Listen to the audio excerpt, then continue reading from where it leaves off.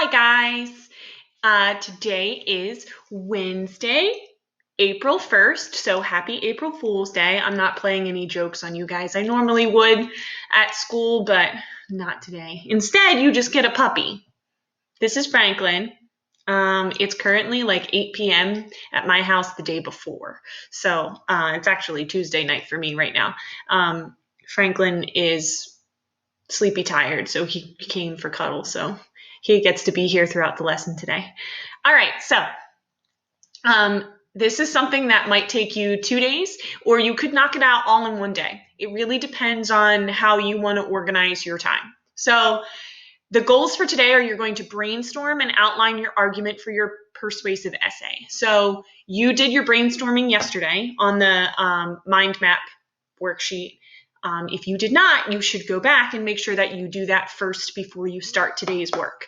Okay, so first things first, you have to complete the agenda. You should already be watching the video. Then you're going to complete the pre-writing organizer slides that follow this. So as long as you're following along with me, you'll be able to get it done in a timely fashion. Oh, the cat's here too. Hi, Venus.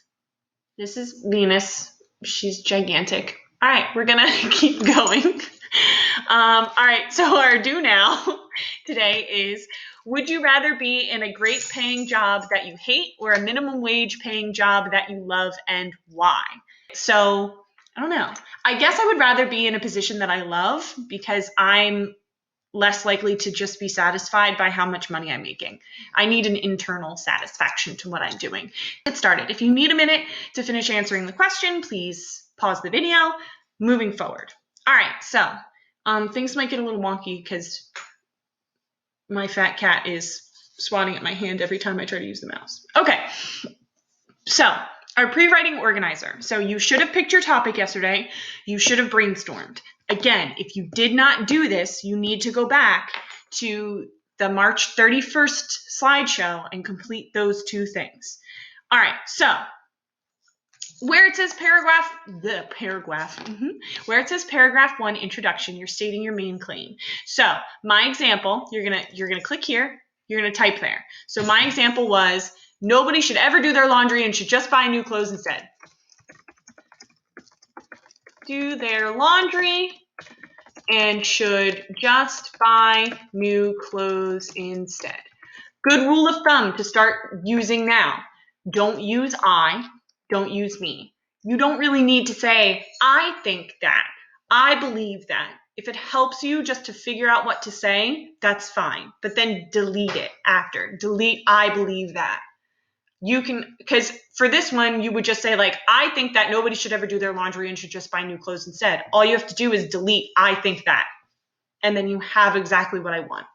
But we'll work through that. I'll check everyone's slides and make sure you guys are doing what you're supposed to be doing. All right, so that's our intro outline. That's the main claim for the intro. We'll get more into really like flushing it out and like really constructing a strong introduction later. This is just kind of, we're organizing our thoughts.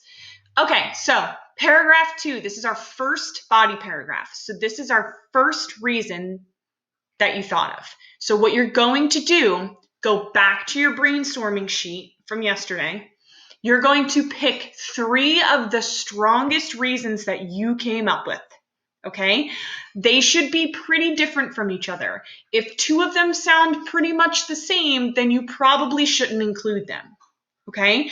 So the way I want you to organize this is look at those 3 reasons that you picked, maybe write them down on a piece of paper. You could write them down on the slide if you want to, if that makes it easier, and then decide what order you want to put them in.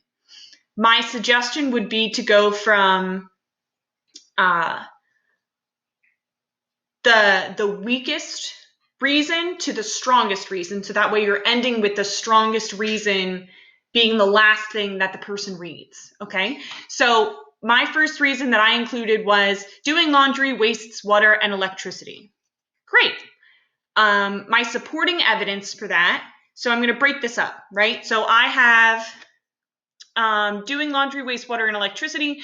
It takes several gallons of water to fill up a washing machine. Cool. If you want to look up information, you absolutely can. But you can also just use logic. Using logic is perfectly fine. I am not asking for research. If you do research, if you pull something from a website, you absolutely have to give me the source. It says it right here, it's highlighted. You have to. Otherwise, you are plagiarizing. And if you know me, I don't like plagiarizing and I don't like copying. It's my least favorite thing. Feels like a waste of my time. So make sure you're doing what you're supposed to be doing. Okay, my second piece of supporting evidence is not going to be this. It's going to be about electricity. So it's going to be, I don't know, it could be something like, it costs a lot of money to pay for electricity. Doing laundry costs, uses a lot of electricity. Cool. All right. So then we go to paragraph 3. So if you're still working on paragraph 2, pause the video, make sure you figure it out, work through it. So paragraph 3 is going to be your second reason that you came up from your brainstorming. So laundry, I'm going to say people can donate their old clothes to charity. Okay, great. So then you say, if a person were to donate their old clothes to charity, they would be able to clothe a lot of homeless people with new-ish clothing. Again, this is an outline, so it's kind of just supposed to be, it's supposed to be kind of rough. So,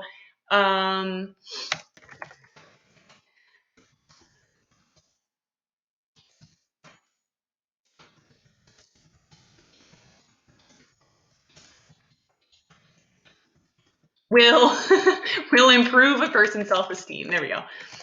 Improve a person's self-esteem. See, I'm not perfect at this either. Okay, so then again, we're doing this again. If you need a minute to figure out your supporting evidence, you can look things up. Again, if you want to look things up, you can, but you have to cite evidence. If these ideas that if the supporting evidence that you're coming up with is coming from the internet, you have to give me the source. So for the third paragraph, I'll show you what that would look like. Or for the fourth paragraph, sorry. So reason is going to be buying new clothes instead of washing them will stimulate the economy. So this is very topical for right now. So watch this. Ready? I'm going to look up some information. Oh, this is what we'll do. Ready, ready, ready, ready, ready? How many people applied for unemployment?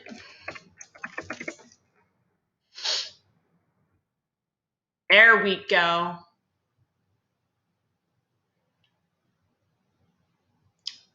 3.3 million Americans applied for unemployment benefits last week. In the midst, let's just say according to, and then I'm going to provide my source. So my source is Heather Long and Alyssa Flowers.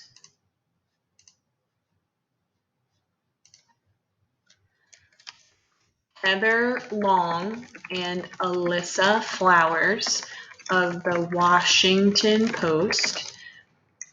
And then we'll do a quote, right? So we'll do a record 3.3 million Americans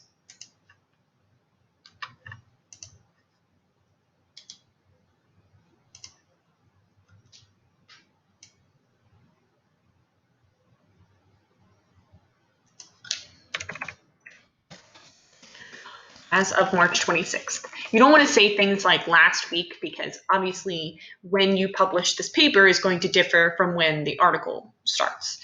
Okay, so this is how it should be formatted. You will have who your source is, right? So these are the authors. The Washington Post is where it came from, and then the quote. Okay, if you just record the information, make sure you do this. You copy and you paste the actual link in the box. Okay, you need that information so you are not plagiarizing. I will be able to tell if you plagiarize because I know what your vocab is. I know what your vocab is like.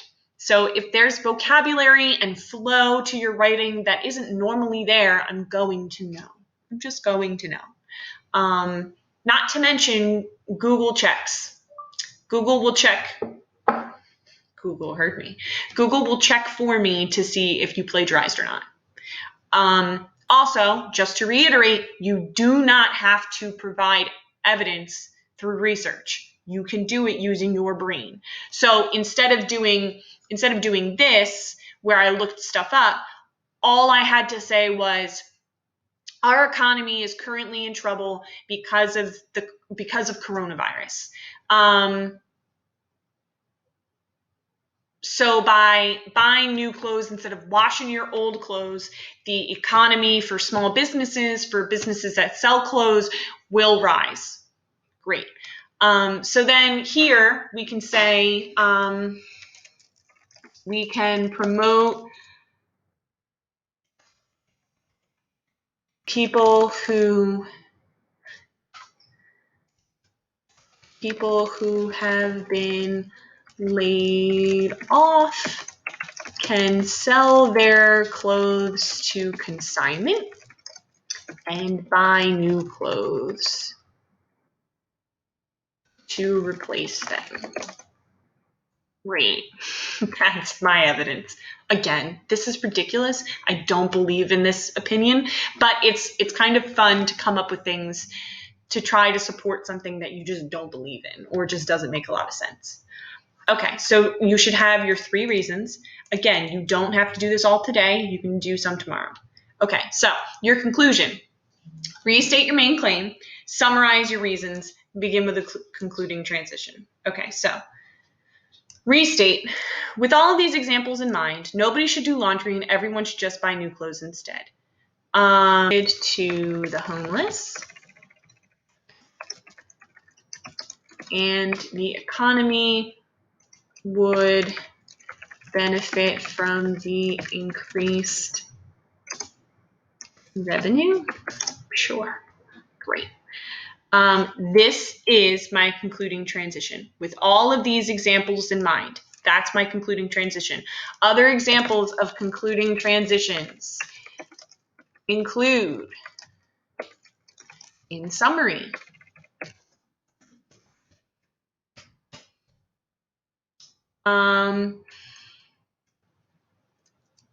to conclude. You can use with all of these examples in mind. You can use, there's plenty of other things here. I'll look up some concluding transitions.